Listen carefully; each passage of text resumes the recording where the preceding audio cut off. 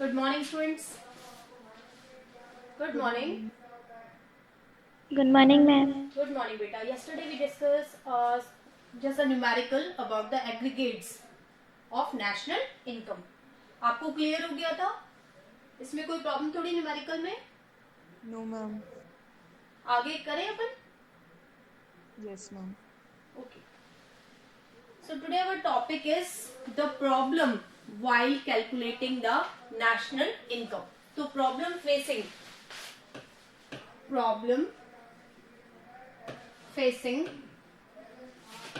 while calculating national income, यानी जब हम नेशनल इनकम को कैलकुलेट करते हैं तो किन किन प्रॉब्लम्स को हमें फेस करना पड़ता है. अगर हम इसको इंडिया की कॉन्टेक्स्ट में पढ़े, if we discuss the problem related to national income in the Indian context, तो सबसे पहली जो प्रॉब्लम है that is illiteracy.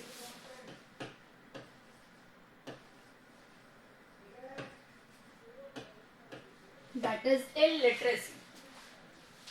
Most of our population is just resides in the rural areas. That's why our literacy position in male only 75%, in female it is below the male one. That's why due to the illiteracy the people are not giving their right information to the NSSO. यानी जब population का सर्वे होता है उस समय illiteracy के कारण लोग अपनी सही जानकारी जो होती है इनकम की वो नहीं दे पाते. ठीक है, तो illiteracy is the basic factor behind the like the India जैसे डेवलपिंग कंट्रीज में ये बहुत बड़ी प्रॉब्लम रहती है. तो सबसे पहला जो रीजन हो गया that is illiteracy. Due to the illiteracy in developing nations we cannot measure the actual position of the national income. हम national income की actual position को count नहीं कर पाते because of illiteracy. Second, due to the mixed income.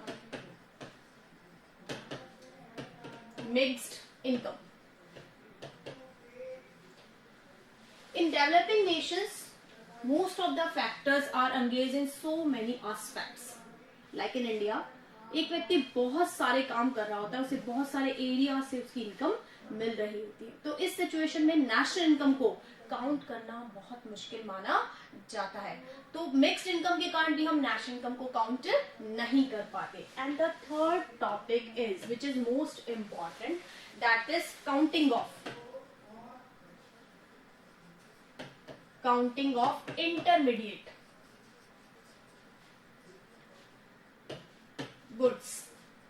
ठीक है, कभी कभी हम क्या करते हैं, as according to the definition of national income only added the value of final goods and services. National income की डेफिनेशन के अकॉर्डिंग हमें सिर्फ फाइनल गुड्स और सर्विसेज की वैल्यू को ही ऐड करना चाहिए. But sometimes we added the intermediate goods as defaulters. ठीक है, इसे हम प्रॉब्लम ऑफ डबल काउंटिंग भी कहते हैं. इसे हम प्रॉब्लम ऑफ डबल काउंटिंग भी कहते हैं. और what is problem of double counting, ये है क्या? यहाँ पर देखिए, for example if I want to calculate the income from the agricultural side और just I reach to a farmer. अगर मैं एक फार्मर के पास पहुंची और मैंने इससे इसकी इनकम पूछी तो वो क्या कहेगा कि जो उसका व्हीट का प्राइसेस है, मान लीजिए 10 रुपीज पर केजी उसका व्हीट प्राइसेस है. ठीक है, इस हिसाब से मान लीजिए उसने 8 केजी व्हीट प्रोड्यूस किया तो 80 क्या हो गया, 80 रुपीज उसकी व्हीट से होने वाली इनकम हो गई. Now I reach to a flour mill. अब मैं एक फ्लोर मिल के पास गई. जो फ्लोर मिल का ऑनर है, he sell the flour of prices 100. उसने 100 रुपीज का फ्लोर बेचा. नाउ ऑन अ बेकरी अगर आइटम्स की बात करें, he just sell the price of 120 rupees bread. ठीक है, उसने इतनी की ब्रेड सेल की. अब हम नेशनल इनकम कैसे काउंट करेंगे? We just add the value of wheat plus flour plus bakery items. According to this, 80 plus 100 plus 120. So 200 rupees is our NI. National income हमने क्या निकाल ली कि हमारी नेशनल इनकम कितनी हो गई है 200. बट दिस 300 भी ना, sorry, it is 300. So this is the wrong concept. लेकिन ये जो कैलकुलेशन का तरीका है ये गलत है. ठीक है, कैसे गलत है? We just added the intermediate goods also. While calculating the national income, we just add the value of final goods and services. हमें क्या करना चाहिए था? Only we add the bakery items value. तो नेशनल इनकम होगी कितनी 120 और हमने कैलकुलेट कितनी कर ली 300 कर ली. तो this is the problem of double counting. एक ही चीज के मूल्य को हम बार बार जोड़ रहे हैं. For example in flour prices the wheat prices is already added. In bakery prices, the wheat and flour prices already added. So we have to add the final users goods value. हम किसकी value use करेंगे? Final goods और services की value को ही add करेंगे. ये problem समझ में आ गई? Yes, ma'am. Yes, ma'am. कोई दिक्कत इसमें? क्योंकि नेक्स्ट चैप्टर में भी आपका इंपॉर्टेंट टॉपिक है ये, इसलिए देख लीजिए. ठीक है, नेक्स्ट प्रॉब्लम जो हम देखते हैं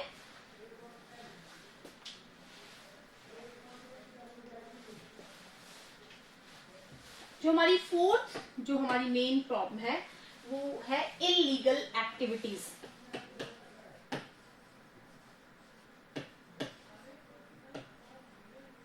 there are some activities which are not legal according to the law. ठीक है, जैसे गैम्बलिंग. अब गैम्बलिंग से होने वाली इनकम को हम नेशनल इनकम में काउंट नहीं करते, because according to the definition we counted only the productive activities. So illegal activities like the black marketing, उससे भी इनकम होती है. ठीक है ना. फॉर एग्जाम्पल कि मान लीजिए कि किसी को व्हीट के प्राइसेस बढ़ाने और फार्मर ने क्या किया, व्हीट को स्टोर करके रख लिया. या कई बार आप सुनते हैं कि दालों के प्राइसेस बहुत ज्यादा बढ़ जाते हैं. अभी रिसेंटली भी ब्लैक मार्केटिंग केस हुआ था, उसमें क्या था, दालों को स्टोर करके रख लिया था तो उसके प्राइसेस क्या हो गए, बढ़ गए. तो लोगों ने उस बढ़ते प्राइसेस का फायदा उठाया. इनकम तो बढ़ी, लेकिन किससे? इलीगल एक्टिविटीज से इनकम बढ़ी. तो this type of income is not counted in the national income. ठीक है, क्योंकि only productive activities are added in the national income. Clear? Yes, ma'am. Okay. और जो नेक्स्ट डिफिकल्टी है that is leisure time. Leisure time यानी holidays. अब according to the national income definition we just added on the productive days value. कि हम किसका value add करते हैं? प्रोडक्टिव डेज की वैल्यू को ही ऐड किया जाता है. तो व्हाट अबाउट द हॉलीडेज? तो लेजर टाइम होता है, जो हमारी सैलरीज होती है उनका कैसे होता है, मंथली पे की जाती है या वीकली पे की जाती है कहीं वेस्टर्न कंट्रीज में. ठीक है, और एनुअली हम उसका जो निकालते हैं उस हिसाब से लेजर टाइम को उसमें काउंट नहीं किया जाना चाहिए नेशनल इनकम में, क्योंकि हम प्रोडक्टिव एक्टिविटीज को ही वहां पर काउंट करते हैं. तो लेजर टाइम हॉलीडे तो क्या होता है, आपका रिक्रिएशन के लिए होता है. That is given as a जो एम्प्लॉयमेंट होता है, एम्प्लॉयमेंट जो होते हैं उनकी बेनिफिट्स के लिए दिया जाता है एम्प्लॉयज के लिए. इसलिए जो हॉलीडे टाइम है, लेजर टाइम है, उसके कैलकुलेशन में भी वहां एरर पाए जाते हैं. इसी तरह से सेल्फ कंजप्शन.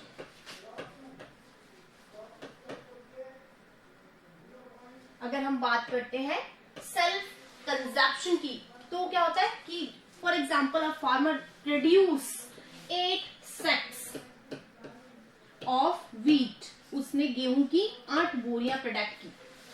ठीक है, और की प्राइसेस 10 है तो उसका क्या हो गया, 80 रुपीज व्हीट का हो गया. ठीक है, लेकिन he just having 2 sacks for self consumption. अगर उसने 2 बोरी अपने लिए रख लिया तो कितना बताएगा कि मेरी नेशनल इनकम कितनी, 8 की बताएगा ओनली. तो उसकी क्या हो गई 64. तो इस तरह से कभी कभी हम सेल्फ जो कंजप्शन के लिए मटेरियल रखा जाता है उसको हम नेशनल इनकम में ऐड नहीं कर पाते due to the lack of information. क्योंकि इंफॉर्मेशन ही नहीं मिलती तो आप कैसे ऐड करेंगे. So these are the basic problems while calculating the national income. समझ में आ गया बेटा ये? Yes, ma'am. आगे बताओ. Yes, ma'am. आगे बताऊं? Yes, ma'am. Okay, now the importance. अब नेशनल इनकम हम कैलकुलेट ही क्यों करते हैं? इम्पोर्टेंस ऑफ नेशनल इनकम, यानी किसी भी देश की जो नेशनल इनकम कैलकुलेट की जाती है, इतना बड़ा एक वर्कआउट होता है एनएसएसओ का। Why we calculated the national income in a country? किसी भी देश में नेशनल इनकम को काउंट क्यों किया जाता है? सबसे पहला, it is the development status.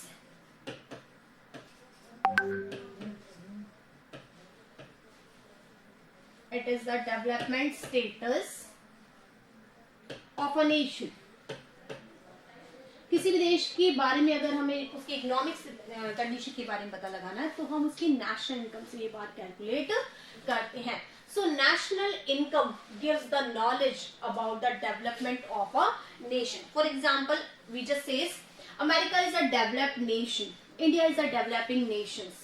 ठीक है, why we says on the behalf of national income? Because American national income या American per capita national income is more than the national income of India, क्योंकि वहां की जो national income है per capita वो हमसे कहीं ज्यादा है। That's why America is a developed nation and India is a developing nation. तो सबसे पहला कि उससे किसी भी देश के इकोनॉमिक स्टेटस का पता चलता है। एंड द सेकेंड थिंग जो सबसे पहला है, कंपैरिजन। Compare between Nations. अभी मैंने आपसे कहा कि आप कंपैरिजन कैसे कर रहे हैं? On behalf of. एक तो आपको स्टेटस पता चला, America is well developed rather than India. दूसरा, हमने कंपैरिजन किया कि these countries are involving in the just including in the developed nation and these countries are including in the developing nation on behalf of their status of per capita और national income. तो दूसरा कारण क्या हो गया कि comparison करना आसान होता है। अब हम बात करते हैं कि देश के अंदर नेशनल इनकम का काम क्या होता है। तो it gives information about the 3 sectors of economy.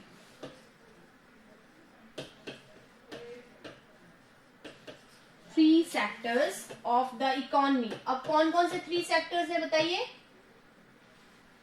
Which are the 3 sectors which are calculated in the Primary, secondary, tertiary. Very good. Primary sector, tertiary sector or secondary sector. The primary sector in which we calculated all the agricultural or co-agricultural activities. Like the, हम देखते हैं इसमें fisheries है ना, animal husbandry है, farming इसमें add करते हैं। सेकेंडरी सेक्टर के अंदर हम मैन्युफैक्चरिंग, जितना भी प्रोडक्टिव एक्टिविटीज होती है जो फैक्ट्रीज में की जाती है, उन्हें हम एक्टिविटीज में शामिल करते हैं। And service sector doesn't produce any kind of goods, वो किसी भी तरह की गुड्स को प्रोड्यूस नहीं करता। This sector is just providing the services, ये जो सेक्टर है वो आपको सिर्फ सर्विसेज प्रोवाइड करता है। फॉर एग्जाम्पल बैंकिंग, कम्युनिकेशन,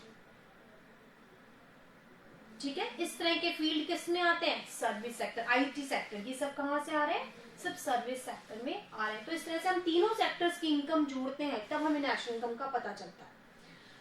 अब इससे हमें इंफॉर्मेशन मिलती है, जैसे before the independence India is depend on the agricultural side. After independence till the 1990 the role of agriculture is main in the national income, but afterwards in 1990s nowadays the service sector is blooming nowadays, यानी दिन पे दिन क्या हो रहा है? Service sector हमारे देश में भी बढ़ रहा है। और आपको भी पता है जब डेवलपमेंट का टाइम स्टार्ट होता है तो हर देश प्राइमरी सेक्टर में ही बिलीव करता है, और जैसे जैसे डेवलपमेंट होता है उसका प्रोपोर्शन सर्विस सेक्टर की तरफ ज्यादा बढ़ने लगता है। तो इस तरह से हमें पता चल जाता है कि किस सेक्टर का नेशनल इनकम में कितना रोल है। जब हमें रोल पता चल गया तो it helps in formulation of policies.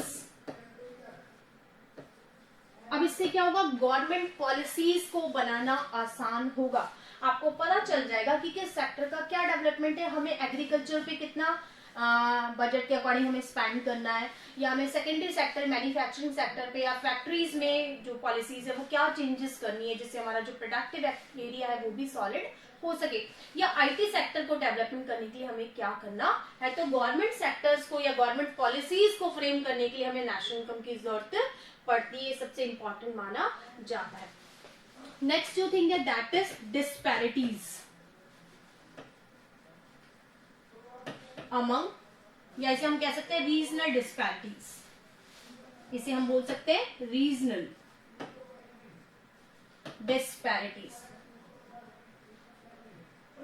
ठीक है, what is regional disparities? In India there are some areas और states which are well developed and some are lag behind. ठीक है, जैसे हम कहते हैं कि दिल्ली, कोलकाता, मद्रास, बेंगलोर, ये सब क्या आईटी सेंटर्स है, बहुत ज्यादा डेवलप्ड है। अगर हम बंगाल, बिहार, उड़ीसा की बात करें, they are lag behind these states. So these the national income shows the regional disparities, हमें पता चल जाता है कि किस एरिया में कितना डेवलपमेंट हुआ है। So the government frame there policies on behalf of the regional disparities. Government इसी बिहाफ पर क्या करती है, अपनी पॉलिसीज को फ्रेम करती हैं। जैसे फॉर एग्जाम्पल जब बजट बनाया जाता है तो उसमें एक सेक्सुअल बजट भी होता है, फीमेल पार्टिसिपेशन के लिए वो बजट होता है। उसमें देखा जाता है कि किस स्टेट में किस तरह की सेक्सुअल रेशियो है। फॉर एग्जाम्पल अभी हम देखते हैं इंडिया का जो नेशनल रेशियो है बहुत अच्छा माना जाता है इस समय की फीमेल का जो पोर्शन है वो इस साल बढ़ा है। कुछ स्टेट्स ऐसे हैं जहां महिलाओं की, पुरुषों की तुलना में महिलाओं की संख्या कम है, तो वहां पर जरूरी है ऐसे बजट, जेंडर बेस्ड बजट का बनना जरूरी है ताकि वहां पर इस तरह की स्थिति को सुधारा जा सके, जो डिस्पैरिटीज है। तो जो रीजनल डिस्पैरिटीज हैं इसके आधार पर गवर्नमेंट क्या कर सकती है, अपनी पॉलिसीज में चेंज कर सकती है। जो स्टेट्स लैग बिहाइंड है उनके डेवलपमेंट के एस्पेक्ट्स खोज सकती है, ढूंढ सकती है कहां कहां उनका डेवलपमेंट किस फील्ड में हो सकता है। ठीक है, ये समझ में आ गया? Yes ma'am. नाउ जब आपने डिस्पैरिटीज फाउंड कर ली, it is helpful in research. अब आपने जब डिस्पैरिटीज देख ली तो गवर्नमेंट के रिसर्च इंस्टीट्यूशंस होते हैं जो समय समय पे रिसर्च करते रहते हैं। ठीक है, जैसे आईटी सेक्टर्स में रिसर्च होते हैं, तो आपके डिफेंस इस समय बहुत स्ट्रांग चल रहा है इंडिया का। अभी हम देख रहे हैं कि बहुत सारी चीजें थी हमें इंपोर्ट्स करनी पड़ती थी डिफेंस मटेरियल में या इक्विपमेंट्स में से हमें विदेश से मंगाना पड़ता। Now we are just making research in that field that we can produce that on, कि हम उसे अपने आप बना सके। फॉर एग्जाम्पल अभी एक चिप होती है जो हमें चाइना से लेनी पड़ती थी, वो सभी इलेक्ट्रॉनिक गैजेट्स में लगती है।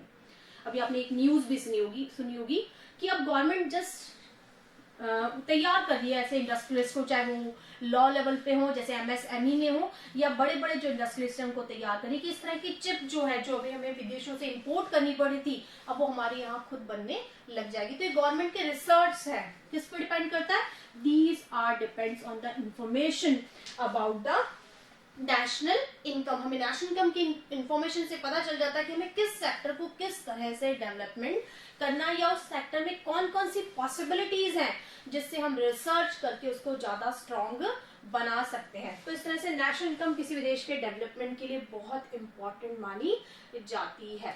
ठीक है, नाउ नेक्स्ट जो इसका पोर्शन है that is full use of resources.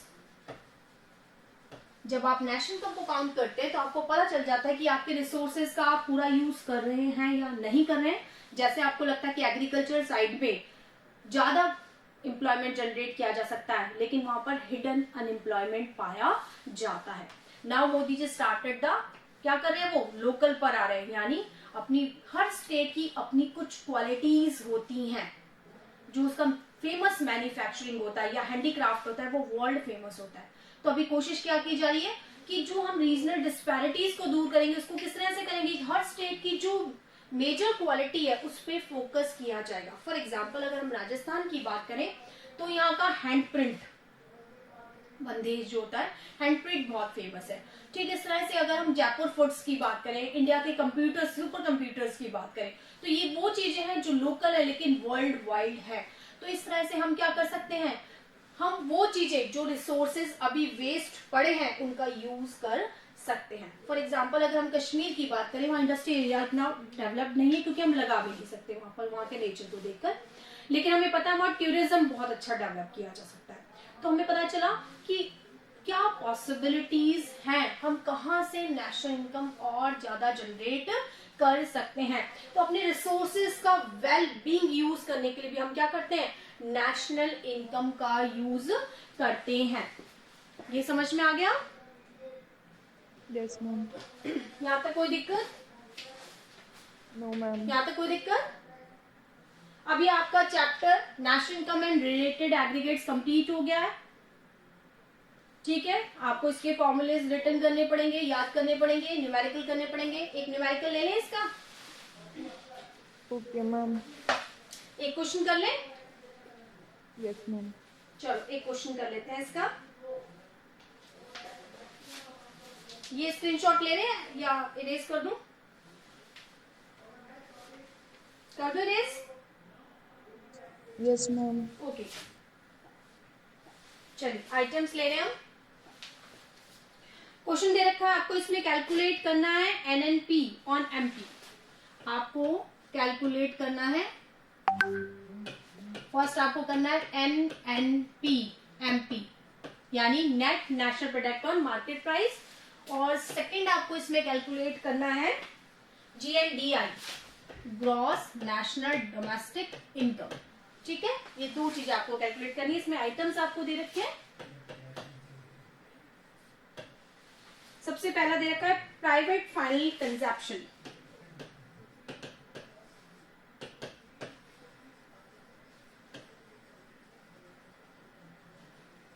पहला आपको दे रखा है प्राइवेट फाइनल कंजप्शन एक्सपेंडिचर, वो आपको दे रखा है 200। ये जितने रेशियो है वो रुपीस करोड़ में है। सेकेंड आपको दे रखा है नेट इनडायरेक्ट टैक्सेस NIT। जो नेट इनडायरेक्ट टैक्सेस है वो दे रखा है आपको 20। फिर दे रखा है change in stock. Change in stock दे रखा है -15। उसके बाद दे रखा है आपको net current transfer from abroad.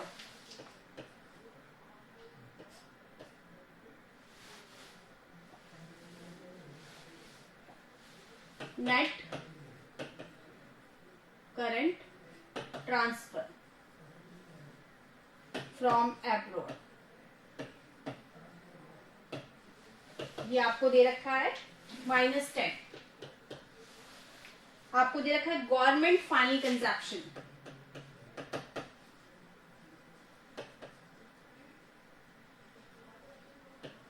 Government का जो कंजप्शन दे रखा है आपको that is 50।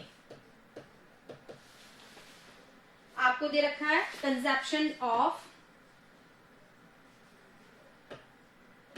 Fixed capital.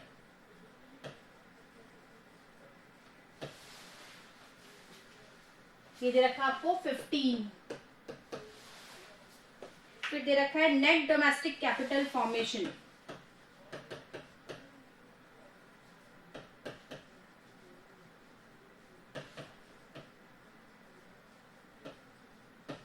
Net domestic capital formation दे रखा है आपको 30। फिर आपको दे रखा है net factor income from abroad NFIA दे रखा है 5। और आपको दे रखा है नेट इंपोर्ट्स। नेट इंपोर्ट्स दे रखा है आपको 10। ठीक है, ये आपका एक क्वेश्चन है जिसमें आपको सबसे पहले क्या निकालना है, NNP MP निकालना है। ठीक है, तो पहला जो क्वेश्चन आपका है NNP ऑन MP निकालना है। ठीक है, अब NNP MP निकालने के लिए आपको क्या चाहिए, GNP MP। GNP NP चाहिए। अब GNP NP का formula C plus I plus G plus X minus M plus NFI। ठीक है, अब हमें सबसे पहले क्या चाहिए, C कंजप्शन। तो हम क्या क्या ऐड करेंगे, प्राइवेट फाइनल कंजप्शन, और क्योंकि कंजप्शन में दोनों के है, प्राइवेट भी और गवर्नमेंट का फाइनल कंजप्शन। ठीक है, तो हमें क्या करना है इसमें, सबसे पहले हम ऐड करेंगे फॉर प्राइवेट फाइनल कंजप्शन। तो हमने ऐड किया 200। फिर हमने देखा कि गवर्नमेंट का कितना कंजप्शन है, दैट इज 50। क्या हो गया ये सी। अब आई कितना है आपका, कितना है आई बताओ, इसमें क्या है आई बताओ क्या है इसमें, ये दे रखा है ना, कैपिटल फॉर्मेशन दिखाई दे रहा है। कैपिटल फॉर्मेशन क्या होता है, इन्वेस्टमेंट होता है ना। तो हम क्या करेंगे, प्लस क्या किया इसमें 30, ठीक है। क्या हो गया सी प्लस आई, ठीक है। अब इसमें करेंगे जी आई चुका है, इसमें एक्सपेंडिचर्स आ चुके हैं, और इसमें दे रखा है प्लस एक्स माइनस एम, ठीक है। अब हमारे पास क्या है, नेट इंपोर्ट्स है, तो प्लस क्या हो गया माइनस, क्योंकि ये आपका क्या आ गया है, इंपोर्ट्स है, तो इंपोर्ट्स क्या हो जाएंगे माइनस। अगर एक्सपोर्ट्स होते तो प्लस होते, तो यहाँ क्या हो जाएंगे माइनस, ठीक है। Yes ma'am. Yes ma'am. यहाँ तक कोई दिक्कत? No ma'am. अब इसमें क्या बन गया, ये जीएनपी। अभी हमें क्या बनाना है, ये सब मिला के क्या बन गया जीएनपी एमपी। हमें क्या बनाना है, जी को एन बनाना है, क्या करेंगे NFIA। और ग्रॉस को नेट में चेंज करने के लिए डेप्रिशिएशन। Minus depreciation. तो डेप्रीशिएशन कितना है, क्या बोलते हैं, कंजप्शन ऑफ फिक्स कैपिटल कितना है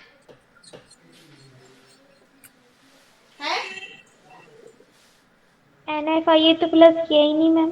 तो बेटा एनएफआई की जरूरत ही कहाँ हो गई, ये एनएनपी है, इसमें एनएफआई ऑलरेडी है, एनएनपी है ना। Yes ma'am. ठीक है, पर मैम इसमें पहले फॉर्मूला तो ये है ना इसका कि जीएनपी एमपी माइनस डेप्रिशिएशन, ये तो हम जीडीपी प्लस एमपी कर रहे हैं ना। हाँ अच्छा, प्लस इसमें क्या कर देंगे एनएफआईए। अपना कितना एनएफआईए, 5। एनएफआईए क्या है 5, ठीक है। करें ऐड, अब देखिए 250 280 माइनस कितना करना है 10, फिर माइनस क्या करना है 15 और प्लस मैम माइनस 15 क्या है मैम? ये अपन ने ऐड किया था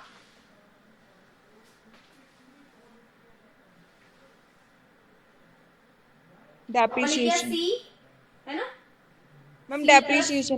डेप्रीशिएशन, ये था अपना depreciation, consumption of fix capital, ये रहा ना डेप्रीशिएशन, ठीक है ठीक है।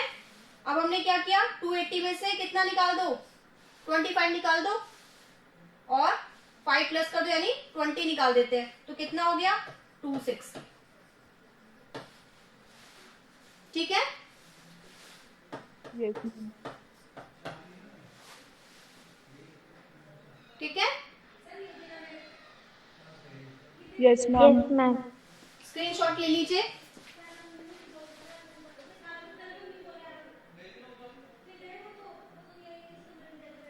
स्क्रीनशॉट ले लीजिए। ले लिया मैम। ले लिया, ठीक है। Yes ma'am.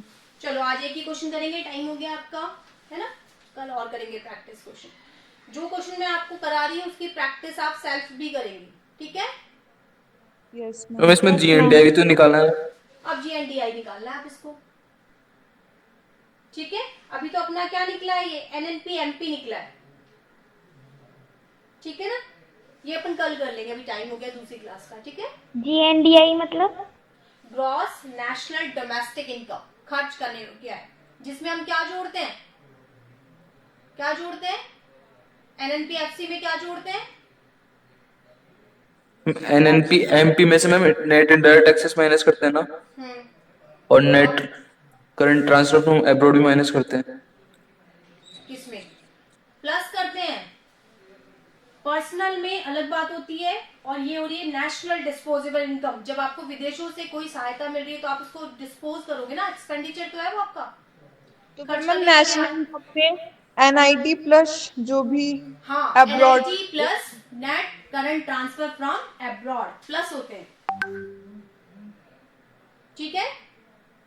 यस मैम कर लेंगे ये GND पर कर लेंगे GNDI, यस मैम ठीक है ना। इसमें क्या करेंगे, NNP-F से निकालेंगे सबसे पहले। अभी आपका क्या निकला है, NNP-MP निकला है, बताओ इसे। यस अभी आपका NNP-MP निकला है, ठीक है। ये कितना है आपका, मान लो 260 है, ठीक है। अब क्या निकालेंगे, इसको FC बनाएंगे। MP को FC बनाओगे तो क्या करोगे, -IT प्लस सब्सिडीज होता है, यस मैम। ठीक है।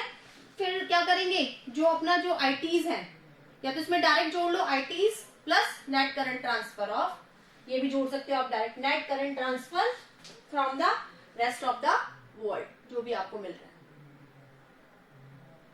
ओके मैम ठीक है। Net indirect taxes NIT plus net current transfer abroad, ठीक है। फिर मैम ये ग्रोस है तो फिर माइनस डेप्रिसिएशन भी तो होगा। हाँ, माइनस डेप्रिसिएशन नहीं, सॉरी इसमें से, हाँ, क्योंकि नेट था ना, नेट में हमने क्या कर दिया था, नेट में तो हमने माइनस किया था, इसमें ऐड हो जाएगा डेप्रिसिएशन, ग्रॉस है ये नेट है ना, इसको ग्रॉस बनाएंगे तो ऐड होगा डेप्रिसिएशन। माइनस किया था ना पहले आपने डेप्रिसिएशन, अब क्या करोगे, ऐड करोगे, यस मैम। ठीक है। कर लेंगे क्वेश्चन, यस मैम कर लेंगे ना, यस मैम। कर लेना, नहीं होगा तो मैं आपको कल बता दूंगी। Okay, have a nice day, thank you. Nice day ma'am.